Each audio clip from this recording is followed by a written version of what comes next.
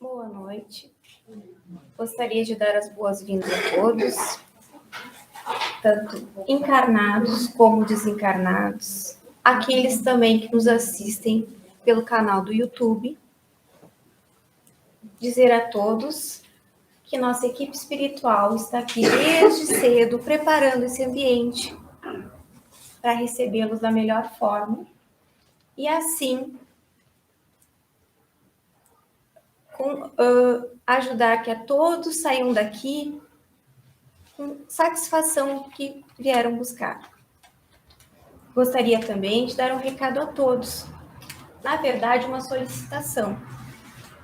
A nossa casa tem uma área de promoção e assistência social e ela solicita a todos doações de alimentos, doações de itens de higiene pessoal, né, e higiene de limpeza.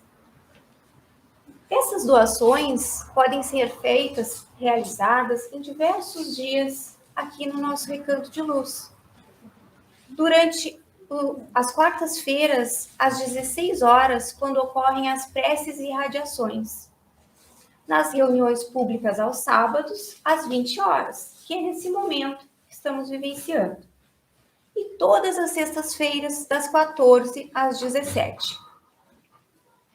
Gostaria agora de convidar a todos, aqueles que desejarem, fecharem os olhos, relaxarem em suas cadeiras, para ouvirmos uma prece de harmonização que antecede a exposição de nossa colega. Reclamamos, Senhor, da falta de afeto dos outros em relação a nós. Seremos, no entanto, afetuosos para com eles, os irmãos dos quais nos queixamos? É possível que não, porque terra cultivada é terra que produz. Na maioria das vezes, queremos receber, sem dar. Colocamos-nos apenas e tão somente na condição receptiva. Não amamos e queremos ser amados. Não somos atenciosos e esperamos atenção. Não permutamos afeto por carinho. A ternura sempre vence o coração mais endurecido.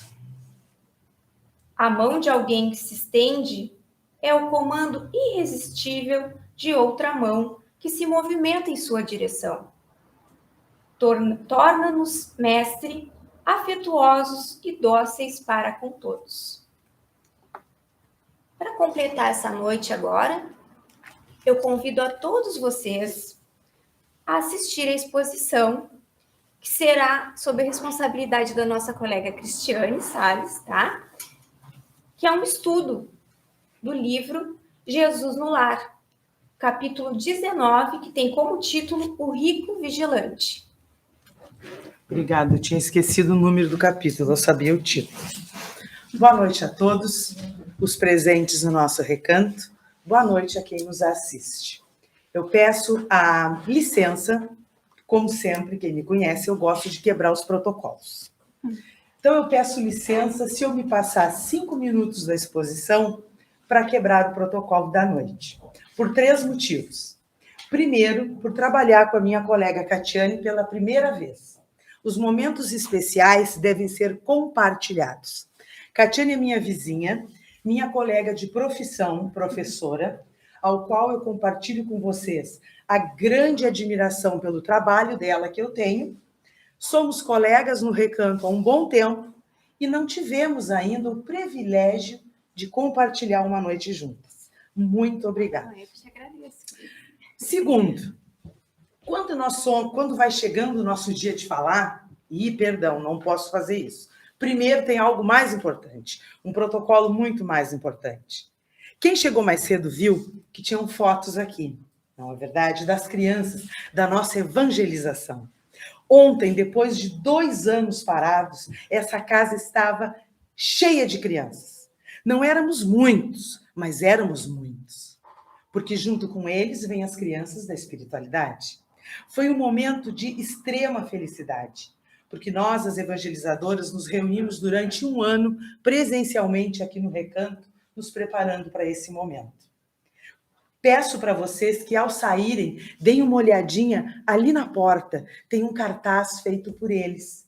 Os recados que eles deixaram para a gente por estarem aqui. Foi uma noite muito divertida, foi uma noite muito especial, porque nós estamos cuidando de quem um dia vai estar aqui no nosso lugar. É muito importante que se plante essas sementes, para que as casas espíritas, os templos de fé, não fechem. Quem tem criança, quem não é trabalhador da casa e tem criança, tem sobrinhos, netos, afilhados, que quiserem compartilhar conosco desses momentos, é só falar com os nossos atendentes aqui na porta, que eles vão dizer para vocês o dia, o horário e o que fazer. É só chegar com alegria e boa vontade, que a gente está sempre brincando e compartilhando os nossos ensinamentos. Depois deste recado ser o mais importante, então eu quebro o terceiro protocolo. Quando nós somos escolhidos para expor e vai chegando o dia de falar, nós somos tomados por tamanha felicidade que parece que o peito vai explodir. Mas nós estudamos que a vaidade não é uma coisa legal. A vaidade não nos faz bem, não é um ponto positivo. Mas aí eu lembro de uma das luzes dos meus olhos. Aqui no Recanto eu tenho várias luzes dos meus olhos. Aqui na frente tenho 3. Mas todo mundo sabe que a luz maior dos meus olhos é o nosso amigo Luiz Paulo, que está em casa. Um beijo amoroso para você. E ele não pode estar aqui. Luiz Paulo não cansa de dizer que ele é vaidoso, sim. Ele é vaidoso com o Recanto, ele é vaidoso com as exposições e com o nosso trabalho. Aí eu chego à conclusão que estar feliz, que querer aparecer, que querer publicar o nosso card no Instagram, não é vaidade.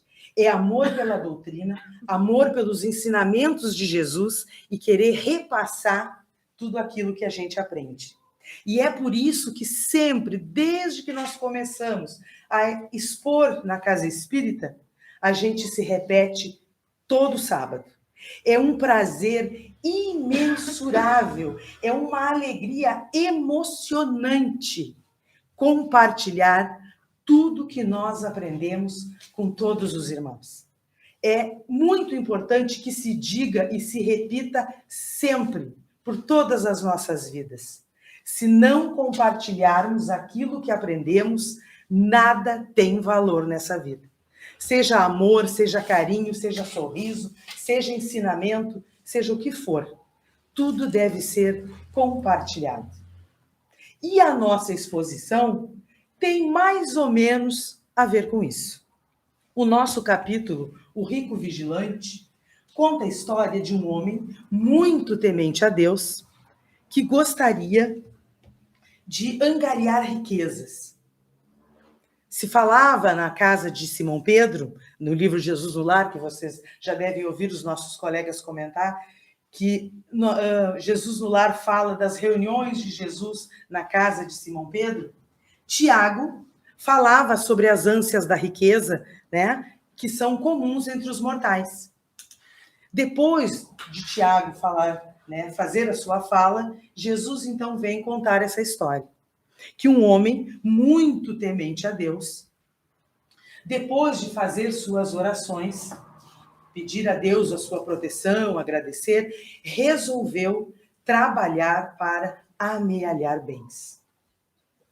Trabalhou incessantemente por 20 anos, sem parar, sem conviver, sem viver, 20 anos de sol a sol.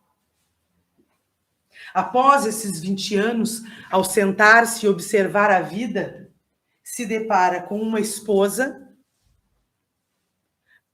adepta a futilidades para ocupar o tempo, se depara com filhos planejando a herança que virá,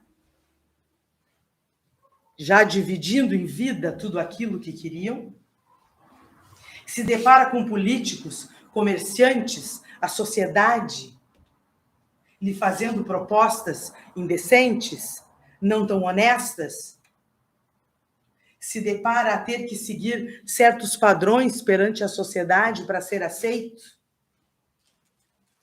e se depara com o único tempo livre que lhe resta a tratar problemas estomacais e as suas constantes dores de cabeça. Desesperado, triste, então, em uma noite antes de dormir, ele roga a Deus um sinal. Deus Pai Todo-Poderoso, me mande um sinal do que fazer, porque eu só tenho sofrimento, eu não tenho alegria, eu não tenho vida. Em seu sonho vem um anjo, então, e lhe diz: toda fortuna que corre à maneira de águas cristalinas da fonte é uma bênção viva, mas toda riqueza em repouso inútil é poço venenoso de águas estagnadas. Volta e converte a tua arca de moedas em cofre milagroso de salvação. Ao acordar, nosso amigo rico, então, resolve espalhar a sua fortuna, abrir os seus cofres, investir em escolas, saúde, para que seus vizinhos menos favorecidos tivessem as mesmas condições ou condições parecidas com as suas. A esposa, imagine. Os filhos, então, a raiva foi tamanha. Dividir o que é seu? Dividir a minha herança? Os meus bens? Sem se dar conta que o pai foi quem trabalhou. Os vizinhos, os favorecidos, ao invés de agradecer, o chamavam de louco.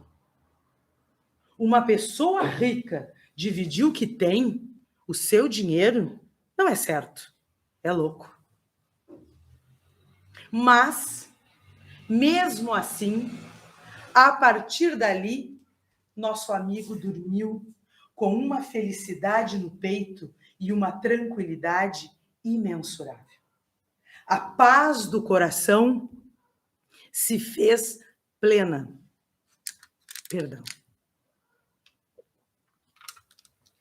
Ao final da conversa, Tiago diz assim: Senhor, que grande ensinamento nos destes. E Jesus, em sua sabedoria, diz assim: sim, mas apenas para aqueles que tiverem ouvidos de ouvir e olhos para ver. Bem-vindos ao nosso Rico Vigilante da Noite. O ser humano tem tendência a se ligar naquilo que é confortável, naquilo que é cômodo, dentro da sua zona de conforto. Nós podemos, na zona de conforto, comandar, mandar, opinar, trocar, convencer, desistir, fazendo com que as pessoas nos achem corretos. O desconhecido nos assusta, ninguém quer. Ninguém gosta de estar em situações que não podem controlar, que não podem opinar, que não podem, muitas vezes, manipular o outro. Todos nós, nesta experiência planetária, nesta encarnação e nas outras, viemos com missões definidas, com funções definidas, escolhidas por nós no nosso planejamento reencarnatório. Para Deus, isso nos serve de progresso, é um merecimento que Ele nos dá, é amor que Ele nos dá, para o nosso aprimoramento. Nós, como não entendemos os desígnios divinos, não aceitamos essa missão. E muitos de nós fogem das suas missões e dos seus caminhos para darem ouvidos aos outros.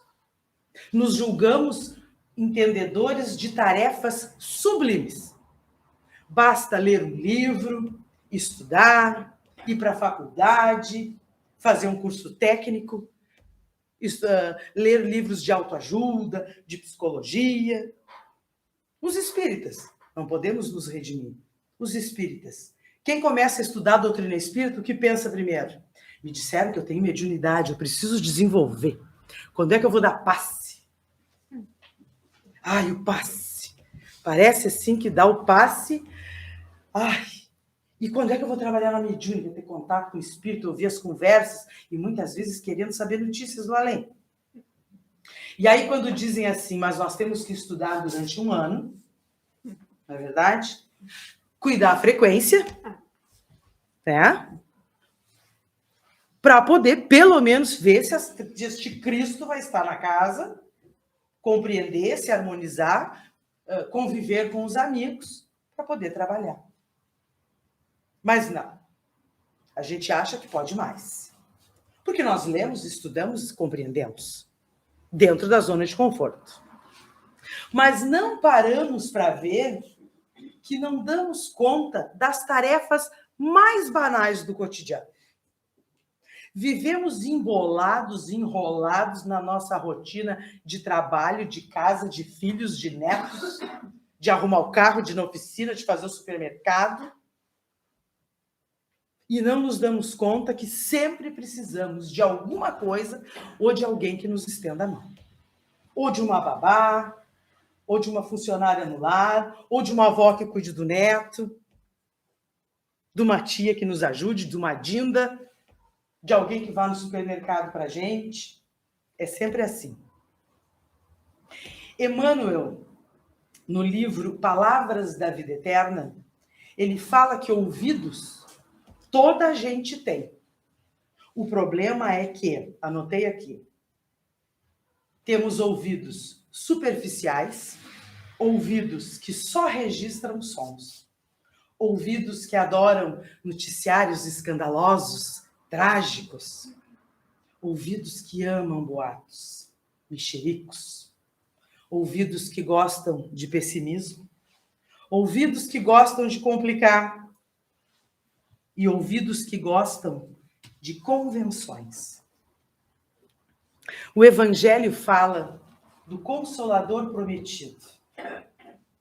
Advertiu o Cristo: ouçam os que têm ouvidos de ouvir.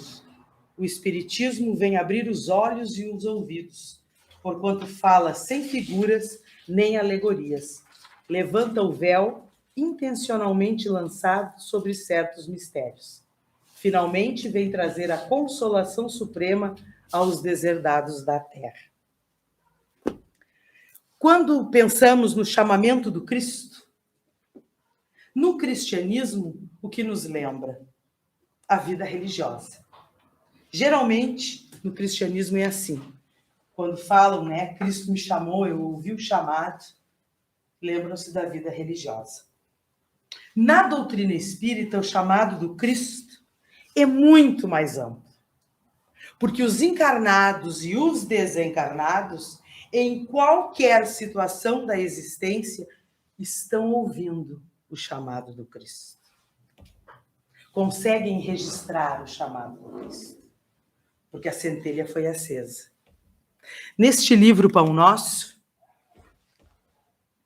no capítulo que diz é necessário acordar, fala que muitos cristãos não caminham com Jesus porque acham as suas escritas muito difíceis, muito rebuscadas, que não conseguem entender. E por isso não acordam.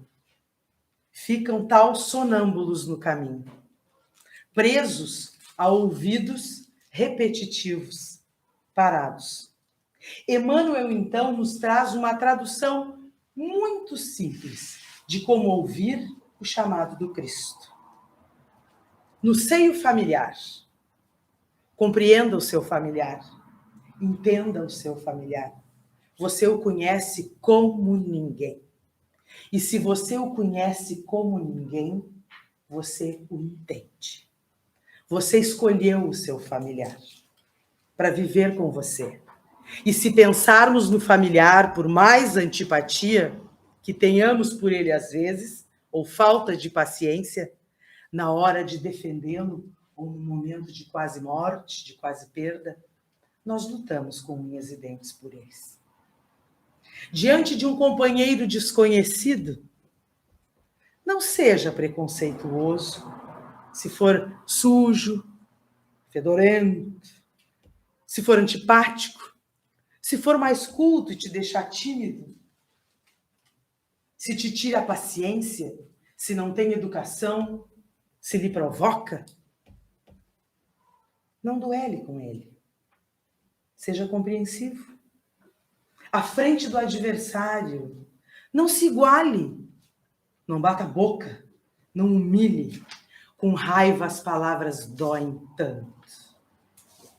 Quem já não teve essa experiência de, num momento de raiva, falar algo e depois, na hora de fazer a revisão, chega a dar vontade de morrer, né? Junto ao enfermo. Não é fácil cuidar de doentes. Às vezes pelo que vemos, às vezes pelo trabalho que temos, às vezes porque os doentes não são tão calmos. E isso se equivale também aos nossos idosos que viram crianças. Não é fácil, mas seja amoroso e compreensivo. E se fosse você que precisasse até de uma troca de fralda na idade adulta, não é agradável, mas sozinho nós não conseguimos. Na atitude de bondade e compreensão com as crianças. Quem não fala e não repara, colega lá, endiabrado, não dá nem para ficar perto. Barbaridade. Que bicho mal educado. Ah, pois é, né, colega? De quem as crianças são produto? Deles mesmo? Ou de um adulto ocupado que não senta, olha no olho e ensina com amor? A criança precisa de olho no olho. Eu te ouço, eu te entendo, eu te compreendo. Eu te ensino com amor, com calma. E ele vai entender. Cuide dele, porque ele vai cuidar de você depois. Ou ele te abandona à sorte, ou ele te cuida muito mal, ou ele te cuida muito bem, de acordo com o que você ensinar. Essa história simboliza, a história do nosso capítulo, a necessidade de equilíbrio que a vida humana vem precisando, no que tange principalmente aos bens materiais. Toda riqueza honesta, como diz o texto, conquistada com trabalho digno, é água cristalina, uma bênção viva. A riqueza inútil é um poço venenoso de água estagnada. Para que precisamos de um rio inteiro se um copo d'água mata a sede? Os bens adquiridos são instrumentos. O Evangelho já diz, a prova da riqueza, ele é muito mais difícil do que a prova da pobreza. Ser rico, ter e não dividir. Não estamos falando aqui em trabalhar a vida inteira dignamente, honestamente, enriquecer ou ter bens bem confortáveis e que somos obrigados a dividir tudo. Não, não é isso. O que falamos é sobre sair da inércia. É não ficarmos estagnados. Todos precisamos de ajuda. Já conversamos sobre isso. Ainda mais após a pandemia. Eu sei que já estamos todos carecas de falar da pandemia. Mas querem exemplo maior do que esse para nós? Ricos e pobres, miseráveis. Todos adoeceram da mesma forma. Todos precisaram uns dos outros, até para comprar comida. Nós já falamos em outras exposições que o amor de Jesus é movimento. Porque Jesus trabalha até hoje. E já falamos também, a gente sabe que ele trabalha porque a gente pede. A gente vive pedindo. É raro a gente chegar na casa espírita, na igreja, na umbanda, na evangélica, só para sentar e agradecer. É muito raro. A gente sempre vem pedir. E Jesus está trabalhando. E os espíritos estão trabalhando. O chamado de Jesus é para que nessa busca incessante do adquirir, a gente não esqueça de existir.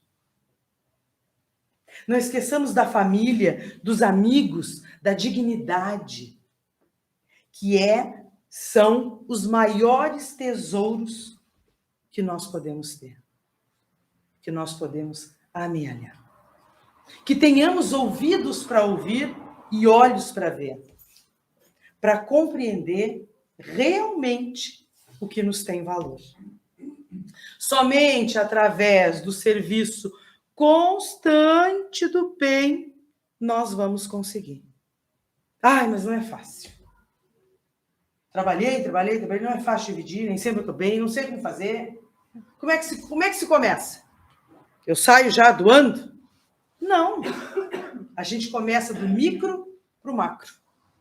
Comecemos sendo simpáticos. Podemos ser menos raivosos com as situações do dia a dia. Podemos ser mais compreensivos, compreender, como já dissemos, que tudo tem os dois lados. Podemos ajudar de qualquer forma, um abraço, um ouvido, um sorriso, um bom dia, uma boa tarde, uma boa noite. São as pequenas atitudes que vão se transformar em grandes mudanças futuras. Porque nós vamos nos acostumar com o bem, nós vamos nos acostumar a dividir, a cooperar. E somente com este exercício é que nós estaremos atendendo o chamado divino e aí sim teremos os ouvidos de ouvir e os olhos de ver. Quando nós estávamos procurando o fechamento da exposição, nós gostamos sempre de procurar um texto, uma poesia, alguma coisa que tenha a ver com o nosso tema. E eu achei um parágrafo de um autor desconhecido, muito bonito e pertinente ao nosso tema. Para encerrar, eu lhes deixo o seguinte parágrafo. É preciso saber ouvir mais com o coração do que com os ouvidos. O coração possui canais auditivos bem mais sensíveis e dispostos a compreender. É preciso saber ouvir as palavras entreditas, mais do que as que foram claramente ditas. Ouvir não só com os lábios, mas com os olhos, com os gestos, com os passos, que falam muito e falam sempre. Bem-aventurados são os que não ouvem só com ouvidos. E bem-aventurados são os que podem contar com quem não tem só ouvidos para ouvir. Pensemos nisso e que tenhamos um lindo final de semana e uma semana cheia de paz. Que assim seja. Depois dessa escuta, né? Essas palavras maravilhosas, tão bem colocadas pela nossa colega Cris, eu convido a vocês a receberem o passe, que estamos recebendo de forma diferente da tradicional. Antes da pandemia, chegávamos aqui e nos dirigíamos à sala de passe. Porém, por causa da pandemia, mudou-se um pouco. E nós recebemos o passe aqui mesmo nessa sala, ao fecharmos os olhos e receber a nossa equipe espiritual, que está ao entorno de cada um de nós, ouvindo, sentindo tudo aquilo que estamos vibrando, que estamos querendo deixar aqui e levar daqui.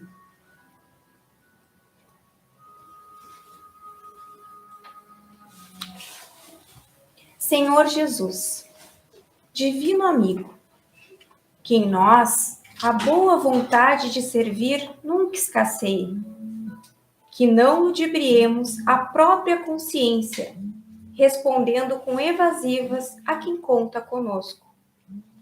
Sempre que chamamos a cooperar, que não nos furtemos ao esforço que nos seja possível na consecução das boas obras. A nossa diminuta boa vontade é que gradativamente nos subtrai a insignificância. Se não somos capazes de grandes realizações, dá, Senhor, que possamos cuidar do que esteja ao nosso alcance.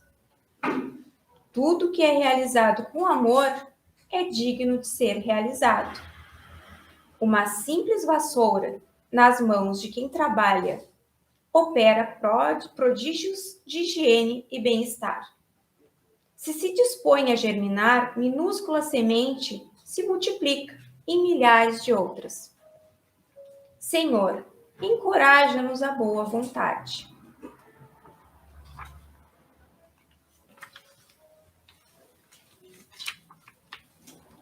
Diante da transitoriedade das coisas, ensina-nos, Senhor, a valorizar os bens do espírito, que não nos apeguemos com tanta veemência ao que passa e há de sempre passar, que não nos detenhamos na forma de tudo que perece para se renovar. O tempo é a sábia expressão de tua vontade. Sabemos que a cada minuto tudo tende a ser como desejas que venha a ser. A matéria é mero instrumento da imortalidade. Apenas a luz que acendermos no íntimo jamais se apagará, quando se nos eclipsarem todas as ilusões. Que te busquemos para além das coisas que se movem e desaparecem. És a única verdade imutável da vida. Tão somente o amor com que nos amas subsistirá, quando tudo houver sido consumido pela ação inexorável do tempo. Mestre, concede-nos a bênção da alegria, que a tristeza não nos domine o espírito. Dá que possamos sorrir sempre, cultivando o otimismo e a esperança. Não nos deixes entregues à depressão. Tome posse do nosso coração e opera, por nosso intermédio, os teus prodígios. Faze de nós o que quiseres e dispõe de nossas vidas conforme te aprouver. Embora imperfeitos como somos, que sejamos teus instrumentos junto aos nossos irmãos desvalidos. Que as nossas sejam as tuas mãos, levantando os caídos. Que a nossa palavra seja o eco da tua, encorajando aqueles que sofrem. Que onde estivermos, sejamos contigo os mensageiros da tua alegria. Que todos daqui levem a alegria que dividimos essa noite. E que tenham todos um domingo maravilhoso e uma semana cheia de luz e esperança. Que assim seja.